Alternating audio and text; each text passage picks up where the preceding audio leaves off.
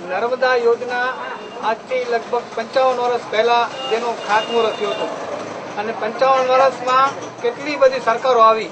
દરેક વખતે ચૂંટણી સમયે કોંગ્રેસના જે આગેવાનો કે નેતાઓ હતા એક જ વચન આપતા કે નર્મદા આવશે, નર્મદા આવશે.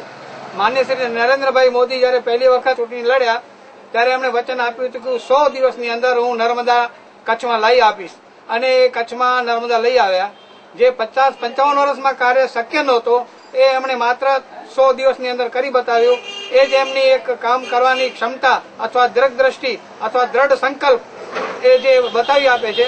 ગુજરાતને ખાલી હિન્દુસ્તાનના કોઈ રાજ્યથી સર્વોત્તમ નહીં પણ વિશ્વના દરેક દેશોની સામે ટક્કર લઈ શકે એવો સમૃદ્ધ અને મજબૂત ગુજરાત બનાવવાની જે એમની કલ્પના જે સાકાર કરવા જઈ રહ્યા છે અને એમાં પણ છેલ્લા 5 વર્ષની અંદર એમણે જે હરણફાળ આપી છે વિકાસની, એ આખી દુનિયા અને એના જે કટ્ટર વિરોધી છે એ વાતને પણ એ લોકો ઇનકાર નહીં કરી શકે કે ગુજરાતમાં વિકાસ નથી થયા.